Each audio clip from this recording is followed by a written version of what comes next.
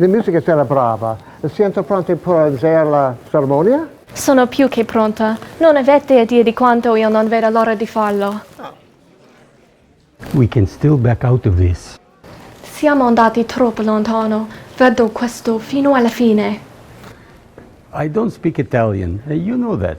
I said I'm going to do this, and I am. Too many brides have gone missing. It's dangerous. Your uncle would never approve. He thinks I'm in Toronto. Besides, I have you here, don't I? I don't like it one bit. Come on. Who doesn't like a wedding?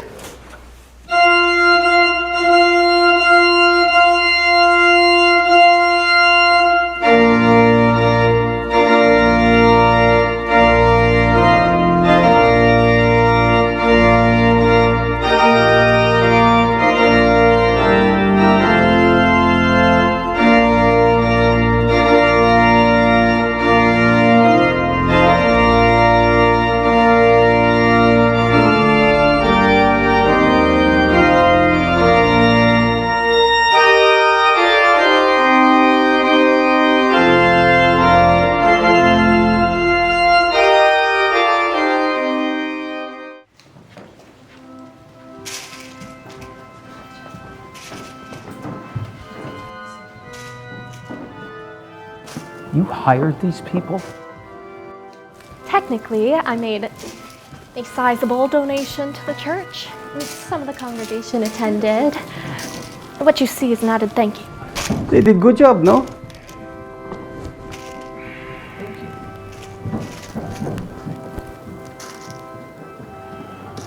Really, Isabel, what were you thinking? I was thinking of stopping this man who lured women over from Europe for one reason.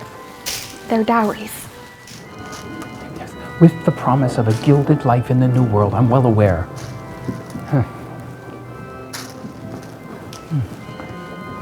That is no reason No for reason? You would get rid of one and be on to the next without so much as a blink. And you could have been the next one. That would never happen, my friend. I would not allow it. You allowed her to walk down the aisle. You know Izzy. Yes, I know Isabel all right. Fortunately for you, I was already on the case. After receiving a phone call from Inspector Lestrade of Scotland Yard. One of the brides was from Kensington and was married in this very church. Why didn't you tell me? Well, you were in Toronto, or so I thought. When I saw you and Demetrius enter the church, I changed my plan and switched places with the pastor. And this man, he will get punished? Yes, Uncle. What happens now? He will be taken by train to Toronto, where another investigator will take over. It's Nigel, isn't it? It matters not who closes the case. Besides, Stout already... Nigel Aloysius Stout, and the case of the missing brides. Stout already has enough forensic evidence from those brides who... Went missing. Died mysteriously in Toronto. But enough of this banter. Josiah needs you in Preston. There's been a robbery. A robbery? How exciting. That is the address. He'll be there this afternoon. And Demetrius, this time, keep her out of trouble. Out of trouble? Maybe. Safe? Always. And what of you, Uncle? I need to see a man about a dog. You get a dog? What kind of dog? There is no dog. He's on a case and he doesn't want me to know about it. What could possibly be more remarkable than a robbery? Off you go to the hotel and change into something less... Marital? Theatrical. Now, I must be off. Where's the fire, Uncle?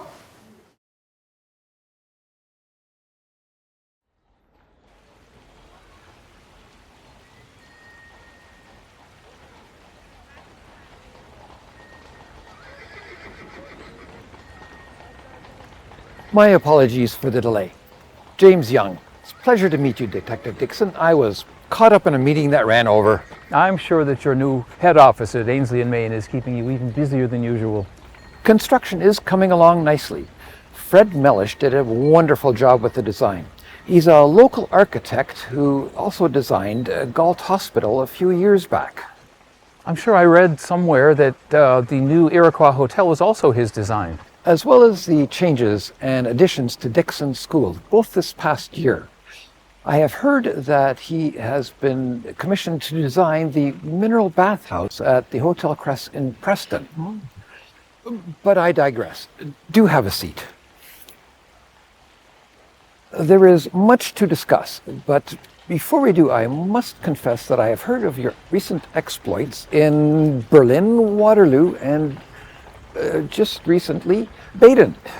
Yes, through the press, I imagine. The stories are mostly accurate, but they do tend to exaggerate somewhat for the sake of readership.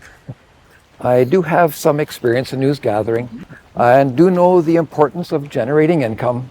Beginning at the age of 16 with the Galt Reporter, and later when you purchased the Dumfries Reformer when you were 18.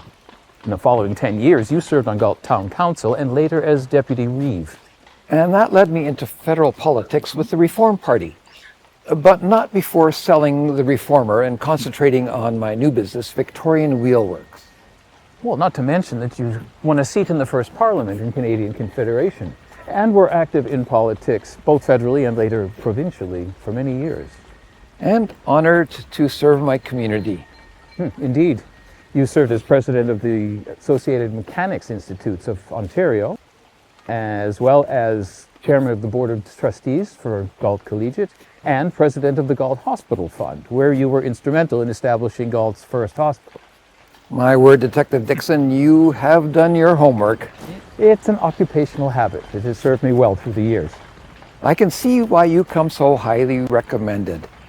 Investigative prowess goes hand in hand with analytic attention to details. And is likely the reason I'm sitting with you now. I'd like you to investigate a series of fires that began back in January of this year. Most of the information that is currently available is in this folder. As you will note, the majority of the fires are listed as incendiary in nature or cause unknown. And are not necessarily insured by Gore Fire Insurance. That is correct. Some are insured by other companies, while others have more than one insurer. But that is not uncommon. But what is common is how these fires were started. Don't you have an investigator on staff who could handle this? For the fires that Gore insured, yes, we do. But you want to investigate all of these fires because you're concerned that the same person may be involved. A Firestarter or serial arsonist, if you prefer.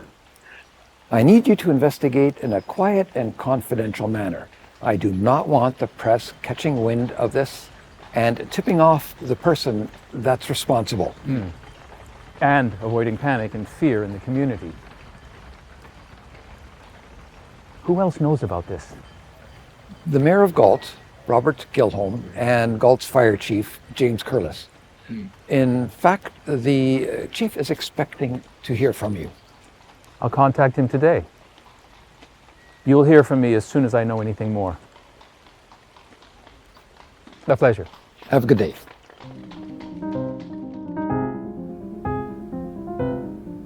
What a lovely store, Mr. Ford. There are so many unique and unusual items.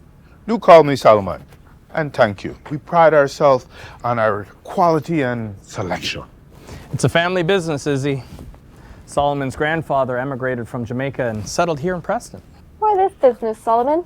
My grandfather used to like to buy things at a low price and sell them for a profit. Yeah, it took him a while to build up his business, but as you can see, his legacy lives on in this store. Estate auctions and such? Yes, and things people bring in on consignment. Find anything? In the alley behind store? No. Back door was not used to enter. We have a door bar on the inside. Only open it when I have deliveries. You use only front door? It has a deadbolt lock. Would be difficult to open without a key. Hard, but not impossible. Izzy could open it, and with less scratches. The lock was picked. It was good job, professional.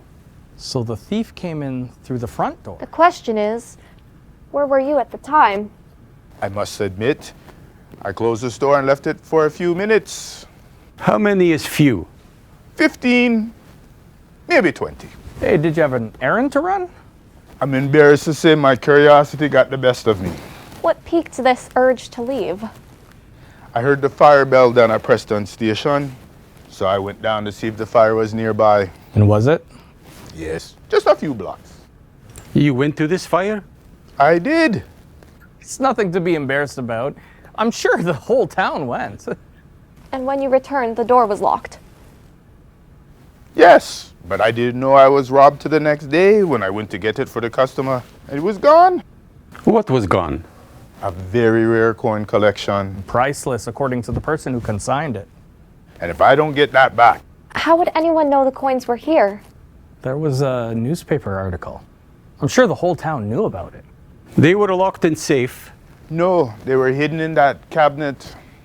Were there signs that thief searched for it? There was nothing out of place.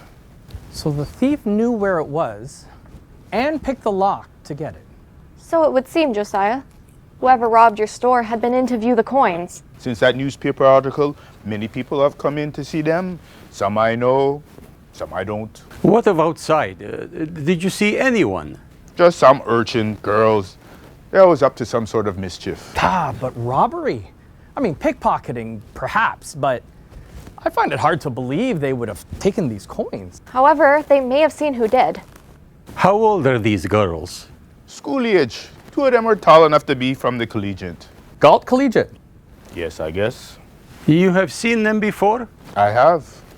Please describe them to Demetrius, and we will see if we can find them. They may have witnessed your robbery. You'll want to talk to the principal of the collegiate, Thomas Carskadian. That we will, Josiah. When we know more, I'll be sure to contact you.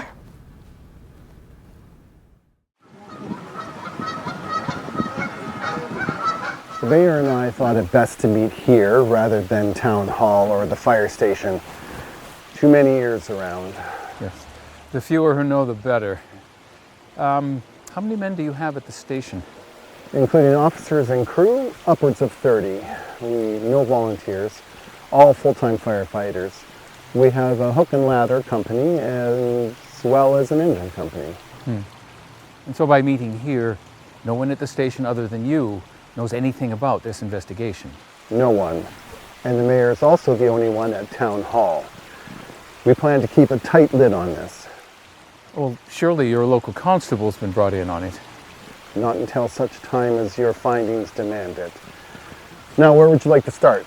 Perhaps at the list of alarm calls from January to current day? I note 2 fires on the same day.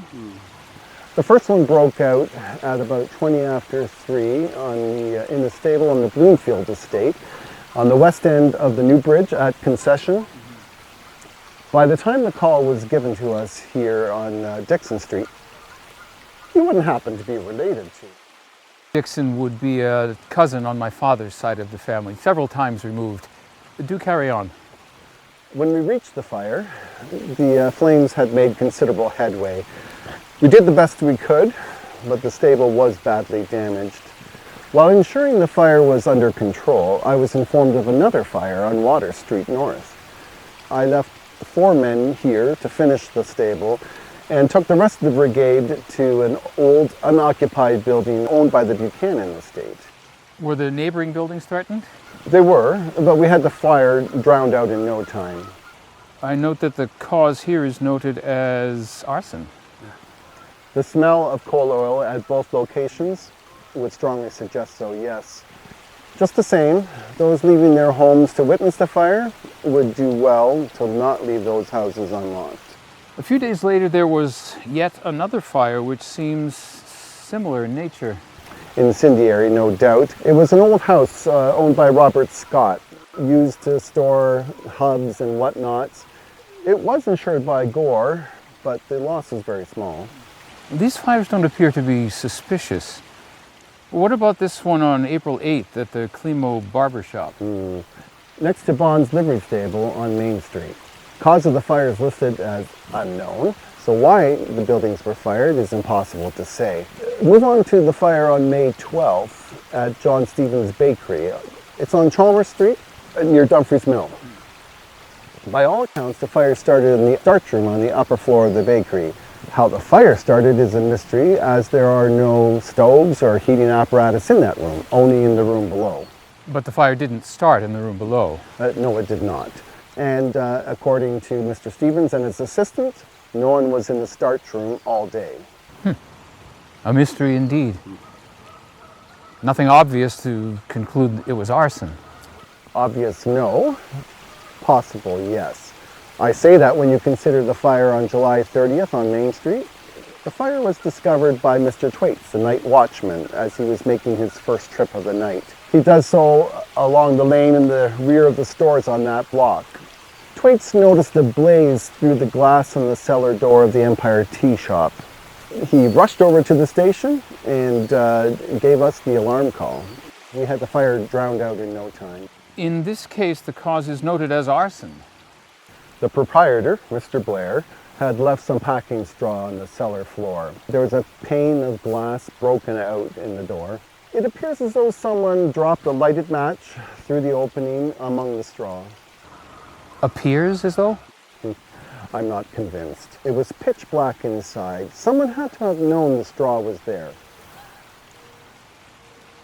The pane of glass could have been broken to provide entry. The discovery of straw on the floor would provide an alternate means of starting the fire. I should note that nothing was reported stolen from the tea shop. And nothing stolen from the bakery? Not a thing.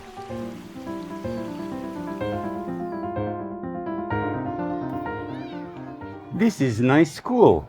It's quite prestigious, actually. Back in 1850, it was Galt Grammar School for Boys. William Tassie was brought in from Hamilton to be its headmaster. There were 12 students. By 1859, there were 220, many of whom went on to prominent positions in religion, education, the law, and the legislatures. But he is no longer here. Despite his success, times change. Tassie was pushed towards co-education and a new way of teaching. He refused and quit. That's when this Thomas Karskeden took over. He was an English master at first and later brought on to be the principal. He continues to build on the high standards of what is now Galt Collegiate. In fact, they added a science course this year. And next year I read that there will be a commercial work course. May I help you? We are waiting for principal. I believe we found him. You are Principal Karskeden? Now, how would you know that? We only just met. By your use of may instead of can, you have an excellent grasp on English. If you're a keen hiker, lover of nature, and expert trout fisherman, I'd say you are indeed Thomas Karskeden. Top marks. You've done your homework. I'm an avid reader of local and national newspapers. And never forgets. Not even one word. Well, you seem to know a lot about me. Now, who might you be exactly? I'm Isabel Bruce of Dickson and Bruce Investigation, and this is my associate, Detective Demetrius Shevchenko. Female detective. More and more women are aspiring to their true potential, be it law, science, or in my case, investigation. Most commendable. We have quite a few young women here who have the same conviction. Now, what brings you here today? We were told you might be able to help us identify some teenage girls that are of interest in our case. Now, what makes you think they go to this school? Maybe they do, maybe they don't. Either way, you're a good place to start. Oh, of course, I'm happy to help. Now, do you have any names by any chance? We do not. We do know that they've been seen both here in Galt and in Preston. On our way here, the electric railroad driver told us the girls have snuck a ride more than once. Always in trouble. They dress like boys. Ah, yes. The Water Street Urchins. You know them? Yeah, I've seen them around a time or two.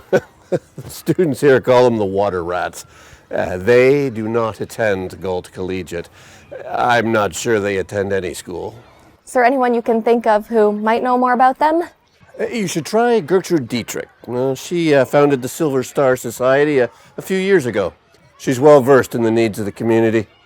Where is this Gertrude? She lives at Rose Hill. That's across the Grand River and just off Blair Road. I'll give you directions. Thank you. We will find these water rats, one way or another.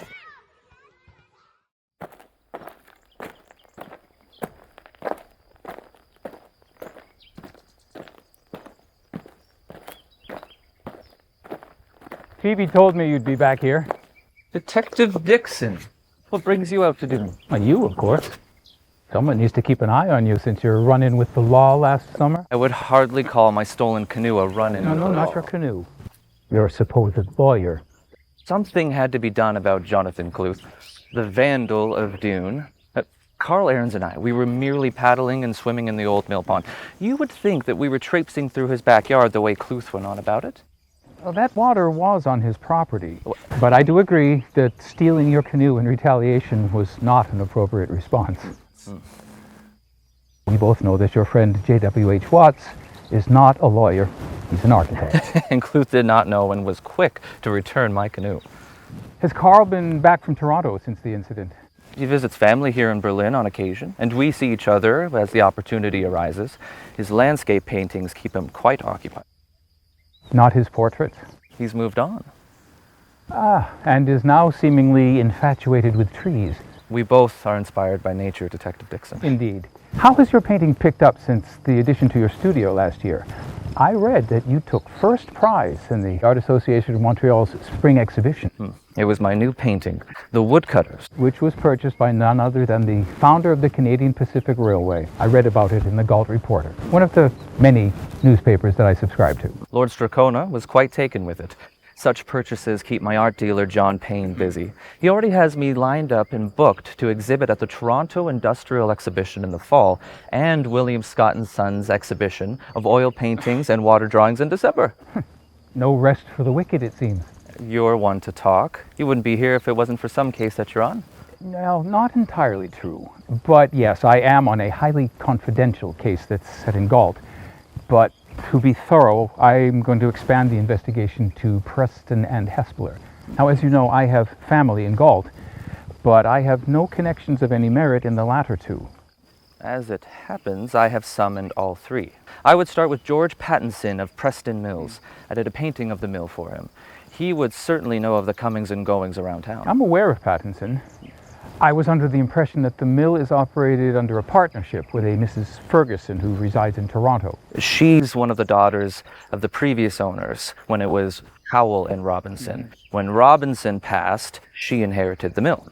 Pattinson has managed the operation and became a partner. I was hoping to stop in to speak with him today. May I use you as a reference? Absolutely. And while you're at it, you might as well go see George Duthie Forbes in Hespeler. He works in the textile business with his father and pretty much runs the operation. He too would know much about the goings on there.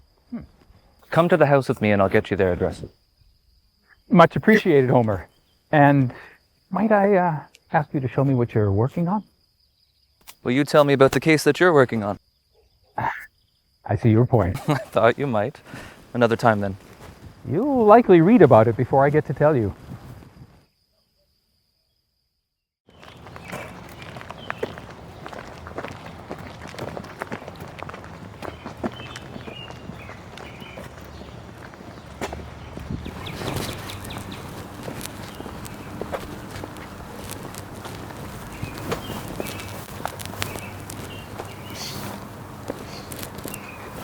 Excuse me, are your parents home?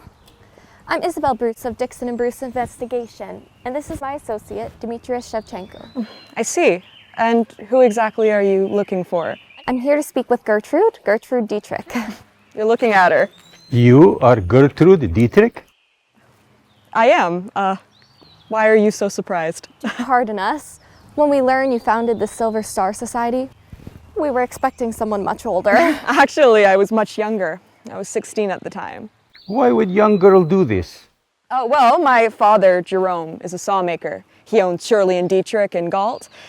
In fact, he invented a cross-cut saw that ships worldwide. So my family is very well off, but there are others who aren't so fortunate. So you founded the Silver Star Society to help them. We've been in operation for 3 years now and have raised money for many worthy causes in the community.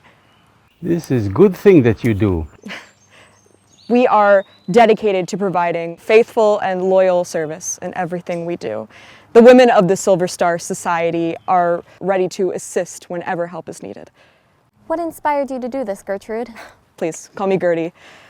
I guess I've always had it in me to want to care for people and see them succeed. Girls, for example, who can and should be so much more than what society wants them to be. Perhaps one day there'll be an organization that focuses on encouraging girls to be prepared and ready for whatever comes their way. So you would help urchins? Urchins. Wayward girls. We're looking for a group that some call the Water Street Urchins. I know them as the Water Street Girls. Why, is there some kind of trouble? No, we think that they may have been witness to a crime and we want to find out what they might have seen. You know where they live? I don't, but I know that they're often seen in and around the bridge under the road to Dundas near Jackson's Fields. Where traveling circuses pitch their tents. I've been there with my cousins. That's right, William Jackson's dairy farm. Thank you, Gertie. We'll do our best to find them. And should you need funding or help for these girls, I would be pleased to help. That's most generous, Isabel. Do call me Izzy.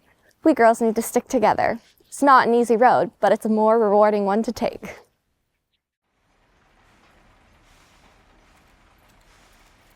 Thank you for the tour, Mr. Pattinson. I was aware that Preston Mills is among the foremost woolen operations in the Dominion, but until you've seen it with your own eyes. Thank you for your most kind words, Detective Dickson. We take great pride in our plant here on the Speed River. It's fully equipped with the finest machinery and manned by some 200 skilled workers. Indeed. I have it on good authority that the quality of your goods is well respected from coast to coast. We manufacture everything from general woolen goods to tweeds, overcoatings, and costume cloths. While the wheels of more and more woolen mills across the Dominion are no longer turning, Preston Mills continues to flourish. That is a testament to everyone here at the plant. And to you, who has dedicated his life to this industry since the age of 16. With your leadership and eye to the future, I can only imagine where you will take this business next. The Industrial Revolution continues to lead us into the next century, and I plan to be part of it. I am already in conversation with Adam Beck about bringing hydroelectricity to the area. As for my employees, I cannot help but believe there is a need for workmen's compensation when injuries or ill health occur on the job. Most commendable. I would think that you would take the same approach to the prevention of fire here at the mill. I have an example, actually. A fire broke out in our drying house in mid-January of this year. If not for our excellent system of fire protection, it could have been far worse. We did lose about 200 pounds of wool stock in the dryer, and the dryer was considerably damaged. We were insured, of course. Unfortunately, there was very little loss overall. The Preston Fire Brigade acted quickly? Our fire alarm here, our factory whistle, are both activated. The brigade is not far from here. They made good time with their Walters steam fire engine. They have had it for 2 years now. No more hand pumping.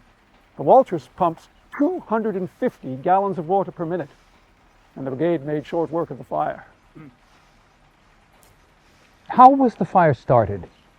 The fire chief Gress settled on spontaneous combustion.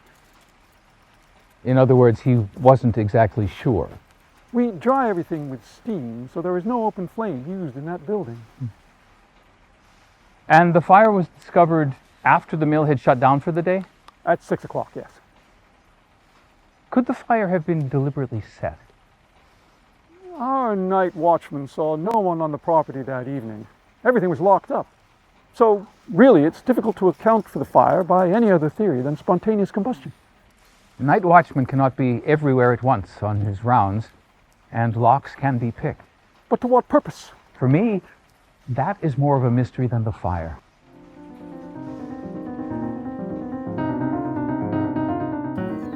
I found your sister Phoebe in your studio.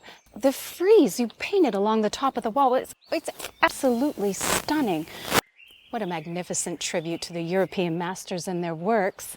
You know, everyone should have the opportunity to see it. Thank you, Miss Parks. I was inspired to paint that last winter. It still gives me great joy every time I see it. Your sister said I'd find you down by the river. This is a beautiful area. No wonder you're inspired to paint it. I came back to Dune from overseas to paint with faith, ignorance, and delight. As a young boy, I was always fascinated by nature and the stories it tells. It is my unwavering belief that it needs to be protected. Protected? From mankind in the name of progress in industry. When a sawmill devours all the trees in its vicinity, damage from floods occur that would have otherwise been absorbed by the forest. And the solution to this? I have not given up on the notion of organizing a conservation group. We would buy up and save the surrounding woods for generations to come, much like Algonquin Park was founded last year. Not just preserve them in your paintings. Precisely. It sounds more like a hen house than a place for a horse and buggy. Detective Dickson was of the same mind not a half hour ago. Did he happen to mention where he was going? He came from Galt and was interested in Hespeler and Preston. He has family in Galt. I may too at some point. Why do you say that? Phoebe has been thinking of living there and setting up a shop for her hand-painted china and watercolor paints. She would also offer lessons. She paints as well. She was taught and trained by William Cruikshank at the Ontario School of Art. I wanted to buy a house for her and mother in Galt. She's done so much for me and I just wish to return the favor. Your support is commendable. If you are looking for Detective Dickson, I steered him towards George Pattinson of Preston Mills. And if he's not there, he likely went to speak with George Duthie Forbes at Dominion Woolens in Hespeler. If you could give me directions, I would appreciate it greatly. How is Homer now that he's back from his travels overseas? Happily back painting in the dune area once more. While he did do some painting in the British Isles, his love for the river and the trees back home were too strong to ignore. Well, he does love the outdoors, as do I. There's nothing quite like quietly sitting on the bank with your line cast in the river. And a walk outdoors can never do you wrong. Oh, not to mention outdoor sports. I understand you were quite the baseball player. Well, there were many hard-fought games with my Hespeler teammates that I will not soon forget. And while my duties keep me too busy for baseball now, I do my best to support a variety of sports in the village. Soon to be a town, I've heard. Do you have any plans to be involved? When that day arrives, I do plan to run for mayor, if they'll have me. Well, more than half the town works in your mill, so I don't imagine that'll be much of an issue. Well, all the more reason to ensure that Hespeler continue to be a pleasant and thriving community to live, work, and play. I quietly support many things in any way I can. Perhaps by encouraging an extension of the Galt and Preston Electric Railway into Hespeler. Well, I'm confident by next year that it will extend right up to the mill. In this country and in the United States, such railways are used exclusively for freight. This street railway will be the first of its kind to include passengers. I've had the pleasure of riding in car 23. Upholstered seats for some 30 passengers, beveled glass windows at each end, globe lighting from the ceiling, and 4 electric heaters for when the weather requires it. Very comfortable, to say the least. Well, it's a 40-foot car with a large baggage compartment for freight. It's quite remarkable. It's predicted that by 1896, this electric rail will service some 35,000 passengers and over 1,000 tons of freight a month. By next year, you'll be able to ride an electric rail service from Berlin to Preston. Like all the towns and villages around us, your business will continue to grow. Well, in fact, an addition to the factory will be built next year. Much has happened since my brother passed unexpectedly 3 years ago. Well, I was called back from learning the textile business in the United States, and my father handed the operations over to me. And business is booming, Detective Dickson. If only the Hespeler Fire Brigade could keep up with this growth. I've been making inquiries about fire protection in the area, including Galt and Preston. I had a brief chat with Hespeler's chief, Andrew Jardine. He showed me the Ronald steam fire engine that was purchased 2 years ago. It can pump far more gallons of water than a hand pump, and with 500 feet of hose, I imagine it would be quite an improvement. Yes, but did he tell you that they don't even have their own horses to take their engine to a fire? Instead, they offer $5 to the first team of horses to arrive at the station to be harnessed. Yeah, I was told that. I was also shown a small bell on the roof of the building that people had to climb up to ring and sound the alarm. Now, the building's only a single story, and it's down in a hollow while the village is up on a hill. So it's likely that many people would not be able to hear the alarm. Most importantly, the volunteer firefighters. Does that concern you? Well, there is a great deal of pressure on the village council to install an electric fire alarm system, similar to the one that Dundas has. I'm sure it's just a matter of time before Hespeler has one of their own. I would imagine that you have your own fire protection systems here at the mill. Well, I'm sure you've heard about the potential of fires at mills such as ours. We have much in place to prevent fires, including night watchmen who can patrol the grounds and the buildings. Have you had any reports of suspicious activity in the past few months? No fires. A night watchman did chase someone away from one of our buildings, but he lost track of him by the river. Well, that's about it. For the sake of you and your workers, I hope that that's the end of it. Thank you for taking the time to speak with me. I really should get back to Galt and meet my niece at the post office.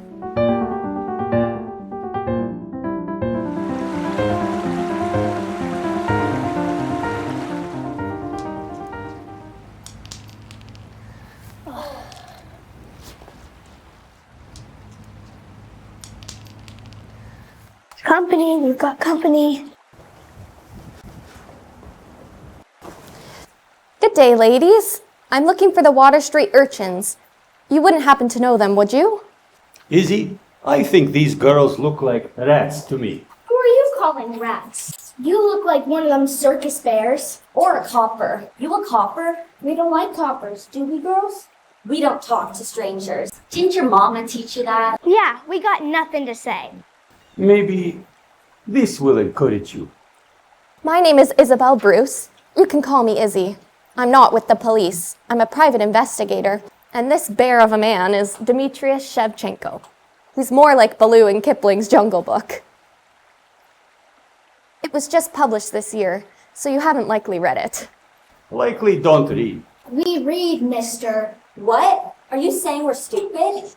We just want to ask about a robbery at Solomon Ford's store in Preston last week. We don't know nothing about that. You matched the description of the girls who were there. We didn't do it. It was the same men. We might know something. Money first.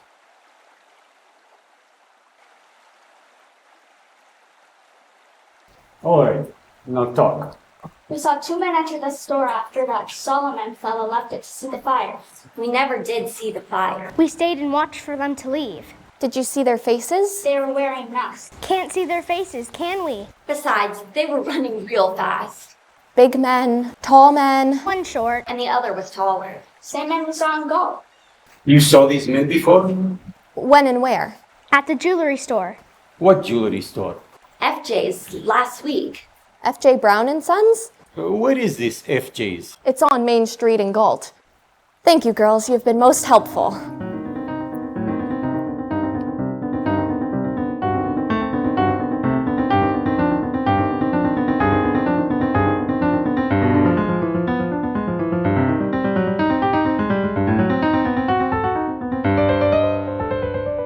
I haven't been in here since I was a young girl. My Aunt Lizzie would often bring me when visiting Galt with my mother.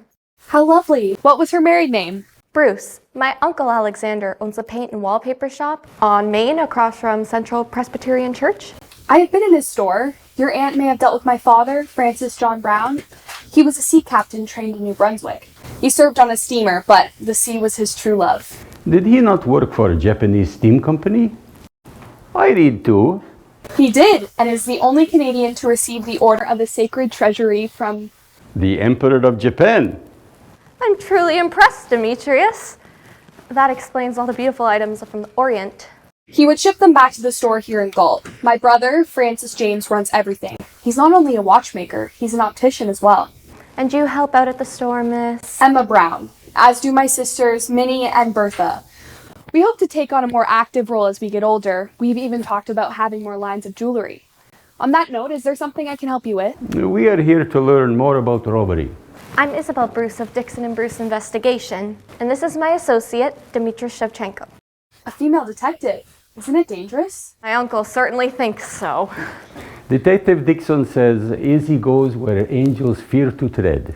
He's very protective, but I'm not one to shy away from danger. Besides, oftentimes Demetrius is with me. I believe a woman can be anything she wants to be, just as you and your sisters are already showing. Are you here to solve the robbery? Actually, we're solving a case of theft in Preston. We only just learned of the robbery that happened last week. What was stolen? A rare string of Makimoto cultured pearls from Japan. Just pearls? Yes, nothing else was missing. Like Preston. One and only one. Almost assuredly the same thieves. Did a robbery take place during store hours? Yes, during my shift, but I must confess that I wasn't here when it happened. You were not here? I only stepped out just for a few minutes, and I made sure both doors were locked. Why did you leave? I heard the alarm at the station and left to see the fire. Half the town was there. A fire? Again, like Preston. And we don't believe in coincidences. Find my uncle. We were to meet him at the post office. Across from Imperial Hotel. That's right. You can walk from here. What about you? I have something to do first. I will catch up as soon as I'm done. Hurry, we have no time to lose. Emma, may I ask that you keep this to yourself until I contact you? Of course. I'll wait to hear from you. Girls, hold up. I need to ask you something. I need to know about... I see you've learned a few things on the street you couldn't have learned in school. What we see comes at a cost. So I have learned. What do you want? Yeah, we have somewhere to be. Have you ever been at the fire? Who doesn't go? How many of them? Most of them. Have you ever been there when the fire was started? We didn't start them. The thought never crossed my mind. But have you?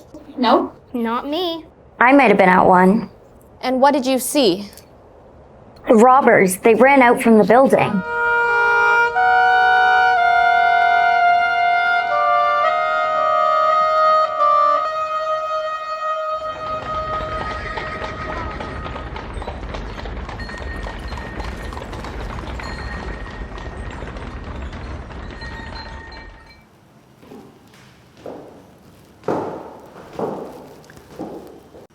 What a beautiful building. It's something you might see in Toronto or Montreal. Not in a town of this size. Evelyn? What are you doing here? The Imperial Hotel told me Detective Dickson was here. I had hoped he would help me chase down some arsonists. They were in Toronto a few months ago. A clue led me here. And where is Detective Dickson? Did you know that this post office was part of a government program to construct federal buildings in cities and towns across the country? I did not know that. In fact, I was told that Dominion Chief Architect Thomas Fuller designed it. Can you believe it? Why, both he and Chilean Jones designed the Parliament buildings. That is very good. Why, it's more than a post office. It hosts the offices to Customs and Internal Revenue, the Weights and Measures Department. It even has an exam. Enough! I have no time for this. Where is Detective Dickson? He told me not to tell you and Izzy. Izzy sent me here to get him. We must hurry. Is Izzy in trouble? Not when I left. She gave me a note. She wanted Detective Dickson to meet her here. We have no moment to lose. Where is he? Detective Dickson went to the firehouse to talk to Chief Curlis. Firehouse is near Town Hall. And what about Izzy? I think she went to Urchins. Not safe. I will go there. And I will get Detective Dickson. Dobre. We must hurry. Do not be frightened. We need to talk.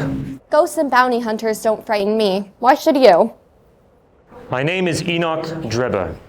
I have reason to believe we are both at a crossroads of an investigative revelation. If you'd allow me to... One more step and it will be your last. Demetrius, stop!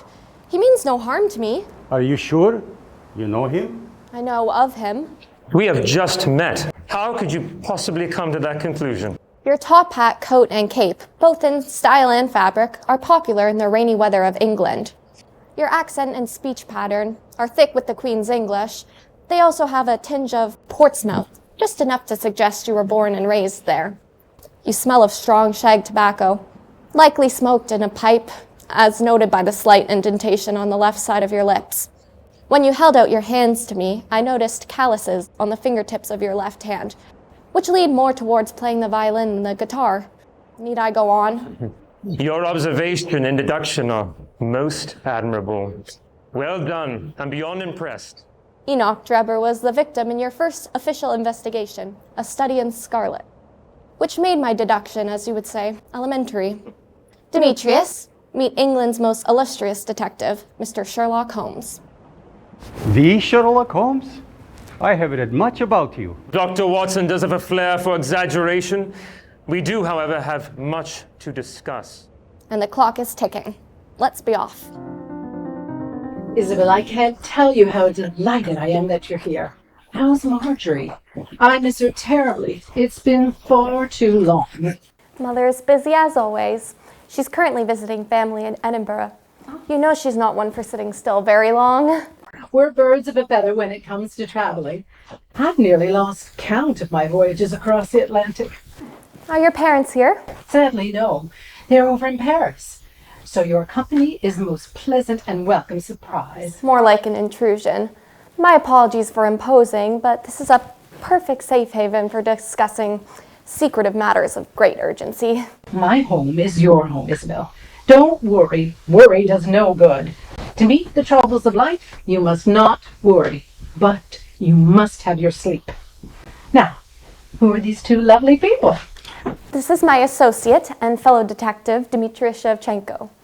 You might recognize the name of Catherine's mother, Eliza Astor Langdon. Astor, as in real estate magnate? He owns much of Manhattan. John Jacob Astor. I'm his great-granddaughter. I read that his cousin William built a Waldorf hotel last year in New York. And now my ever-competitive great-grandfather plans to build one called the Astoria next to it. Catherine's father, Matthew Wilkes, was born in London, England, but raised in Paris, France. On coming to America, he was introduced to Jacob Astor, and through that connection, fathered a considerable wealth of his own. He purchased this estate as a summer home so he could maintain his allegiance to Britain and ensure that Mother was not far from her family in the States. I noticed Percheron draft horses on our way in, but not standard breds. Oh, there are 3 of those in the stables. Father dabbles in harness racing, but I plan to go into it in a big way. You're quite knowledgeable, Mr. Holmes. Sherlock Holmes. He really is who he says. Today has been quite an adventure. That would be my uncle.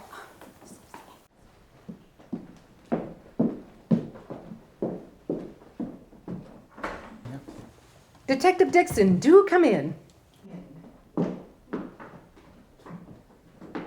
They're waiting for you in here. Well, thank you.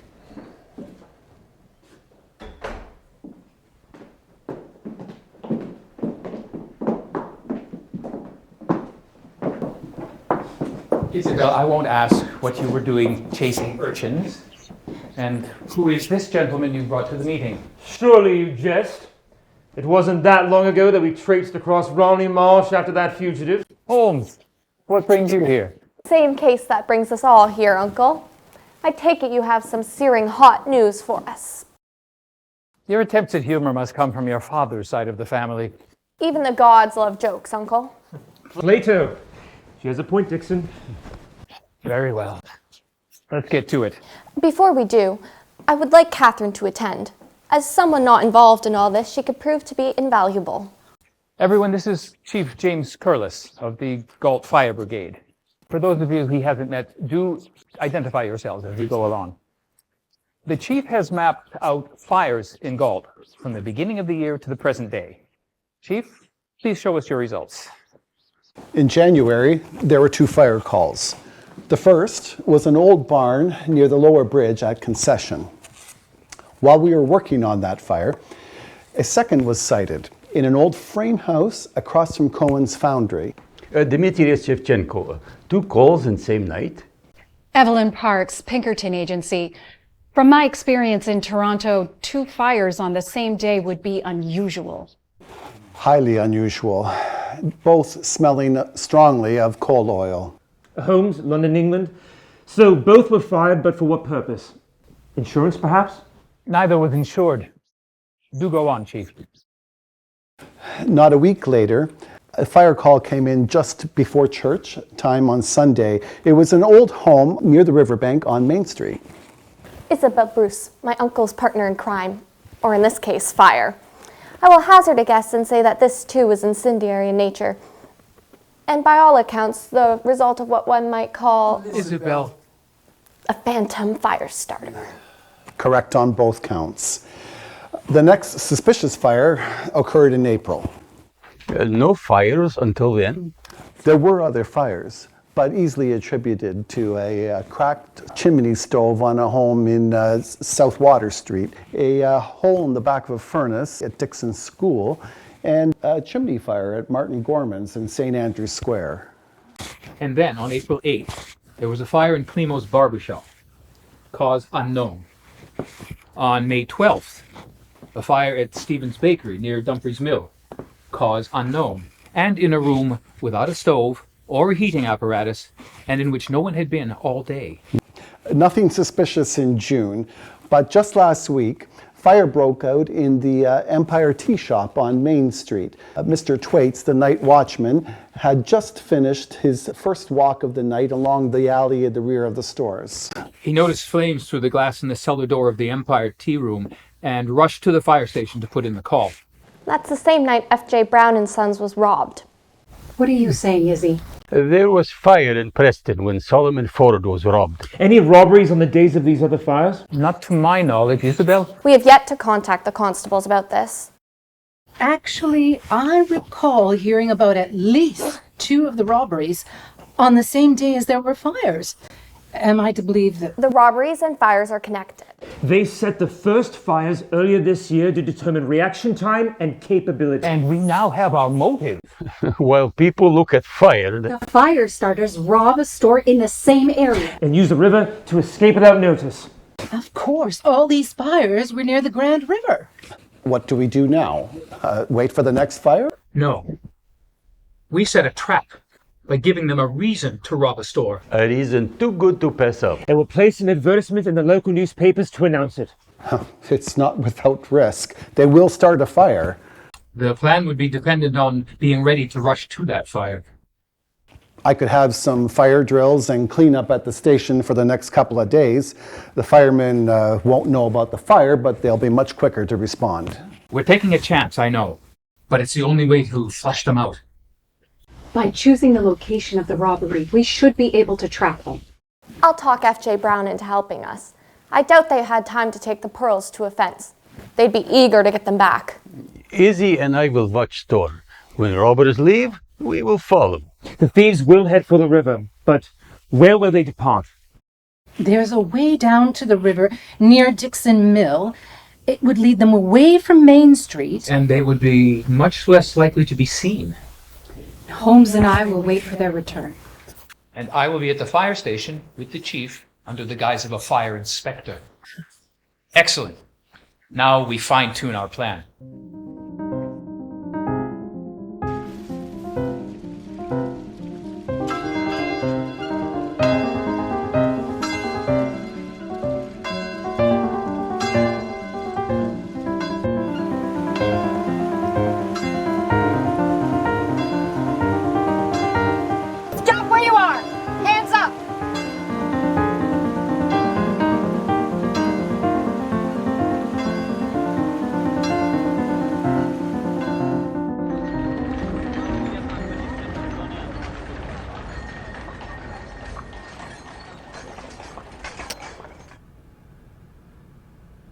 Demetrius, what are you doing here? Izzy asked me to give you this.